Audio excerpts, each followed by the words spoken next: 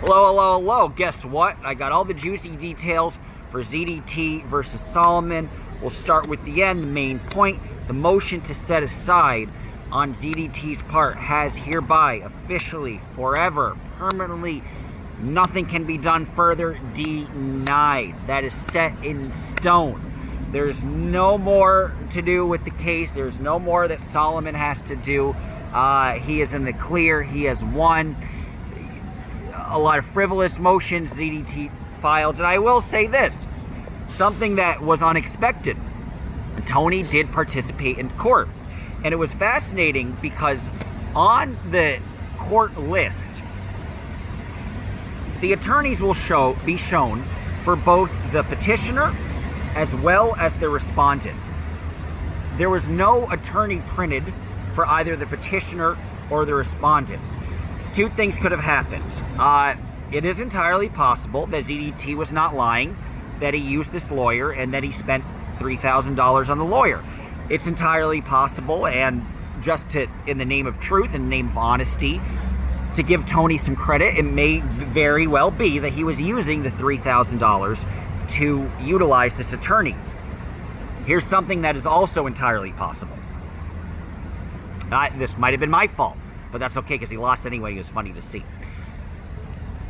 No lawyer. I posted this 45 minutes before the hearing was no, more than that, an hour. Posted this about an hour before it was finally ZDT and Solomon's turn to be heard on the court docket. And I remarked that there was no lawyer present. He was not printed. You think if there was any advanced preparation, if ZDT hired a lawyer or even spent the full $3,000 to have his lawyer take the case seriously, then Stephen Tamer, his attorney, would be printed on that document. His name was not printed, yet magically he did appear.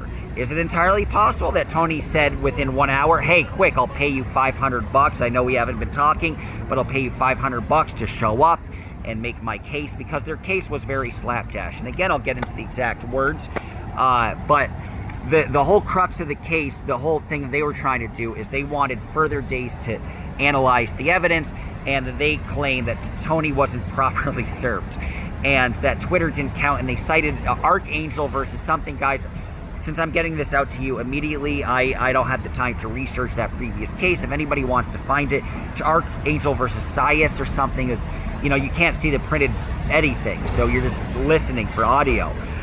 But it's something like that. So that was the precedent. They tried to use a precedent saying Twitter does not count as a service. You have to be personally served.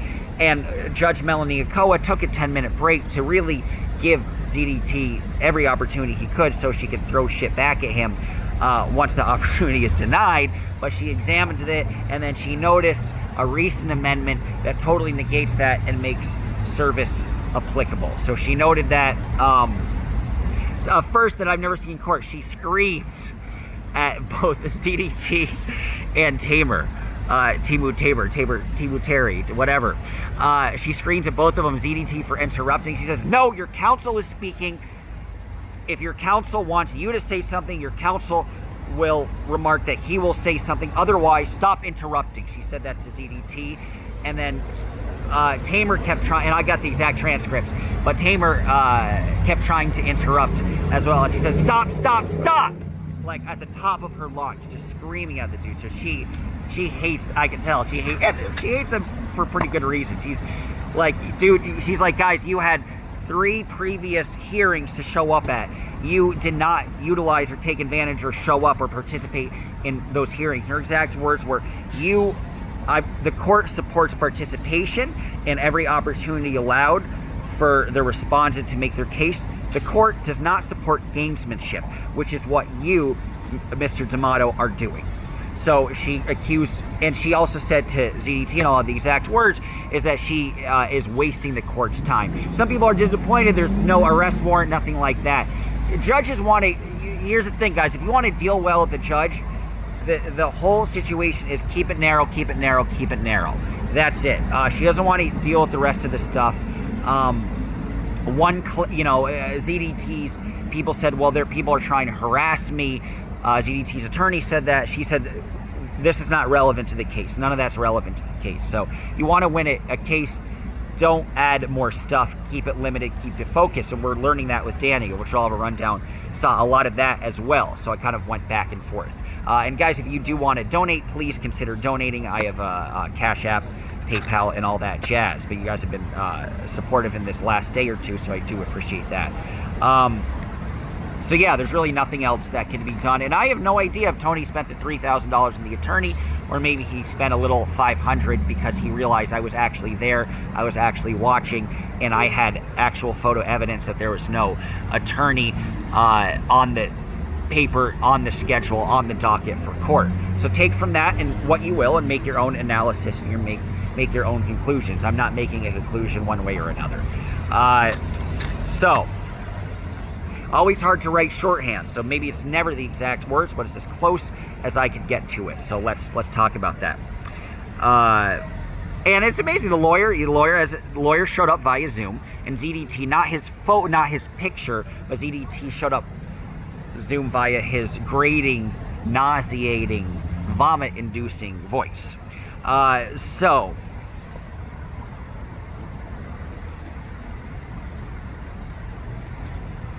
I'm just looking at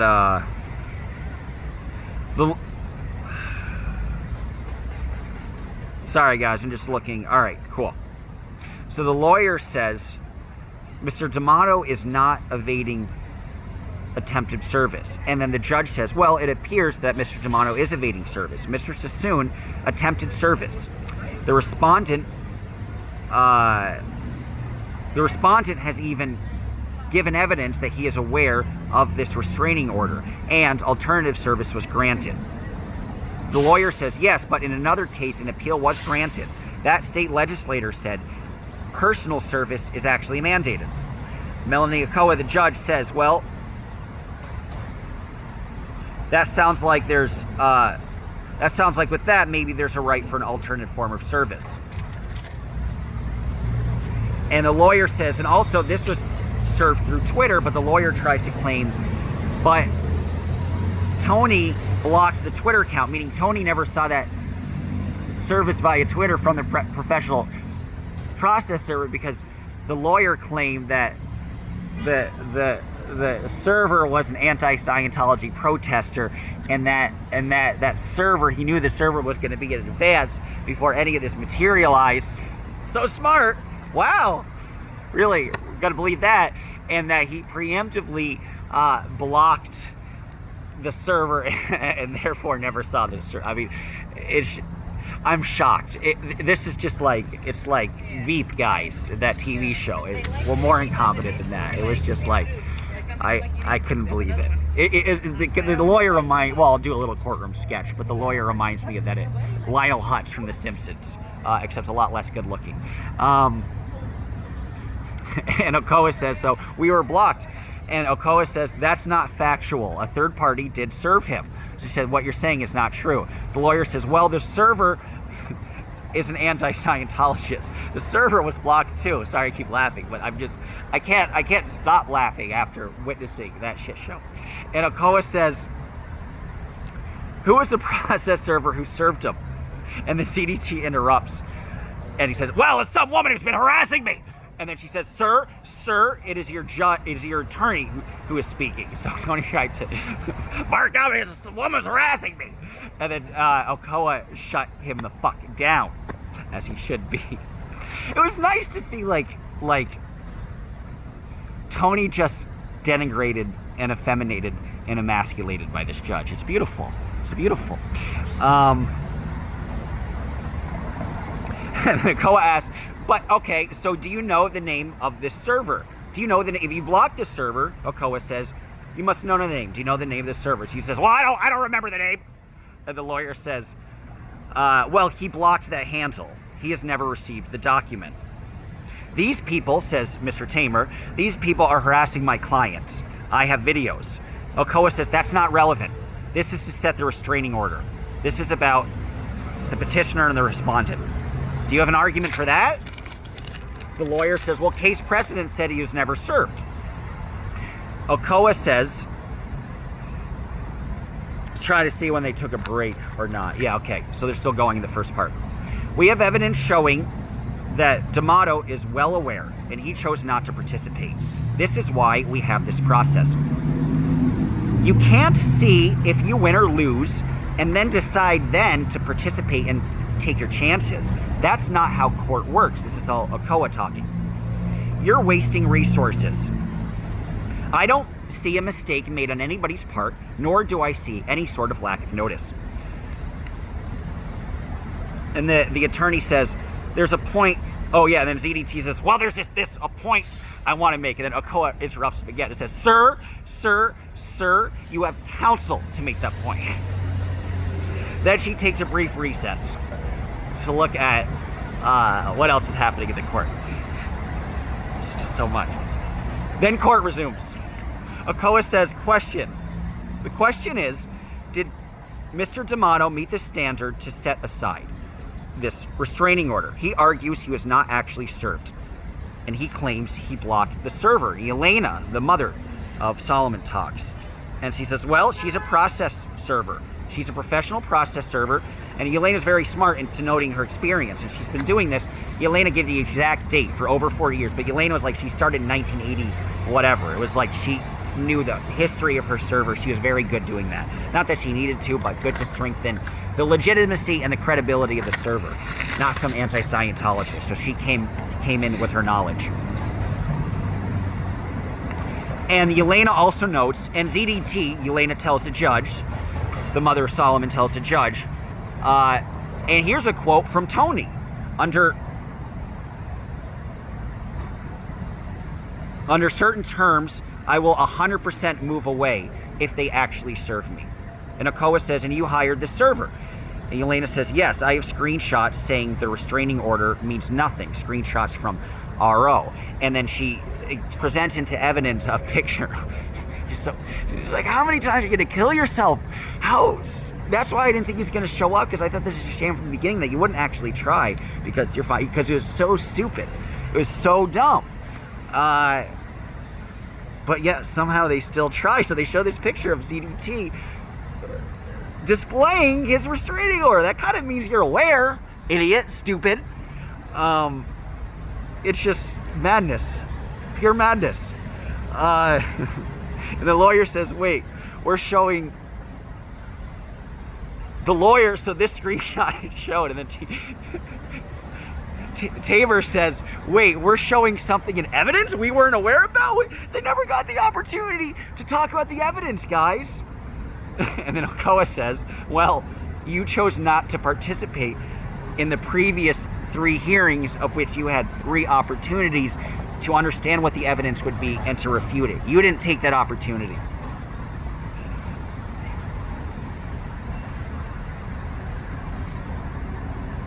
The lawyer says, yeah, but there's no proof of service. There needs to be another day for us to analyze all this. Okoa says, yes, there is. I have proof. This court has proof. Okoa says, we sent to your email. This was sent to your email. This was sent via Twitter. I've heard and I've seen enough. I'll take a brief recess and look at the other case. Sorry, so this is getting bad enough. This is before, my apologies. They didn't take the recess yet. This is before the 10-minute recess was taken, just so Okoa could look at that previous standard, just to double check. In the other case, it does mention only personal service was authorized, but it was amended prohibitively. Personal service is okay. And the amendment states that it is okay if all other avenues are exhausted. You have chose not to participate in this court proceeding. Therefore, it is valid that all of the other methods were exhausted. Okoa says, I am going to deny this motion to set this aside. The court does not she says this again, the court does not condone gamesmanship. ZDT said, Mr. D'Amato said he wasn't participating. I don't believe Mr. D'Amato saying he I don't believe Mr. D'Amato when he said he preemptively blocked the server. The restraining order stands. No further actions are allowed. Oh, shit! Are allowed in this case. Jessica scared the shit out of me. What up? And yeah, we got Jessica here. Say hi. And yeah, that's it, guys. Jessica scared the shit out of me. She's been there showing her moral support. And yeah, so what a case. It's over. It's over.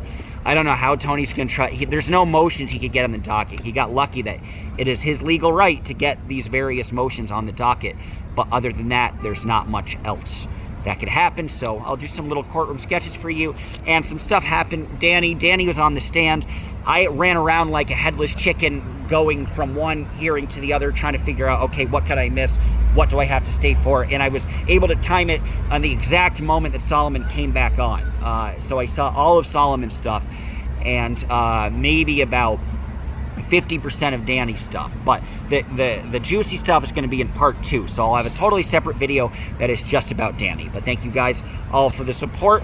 Long day, and you'll get some more action. Give me about 4 to 5 hours, and I'm going to go eat. Au revoir. Take care, guys.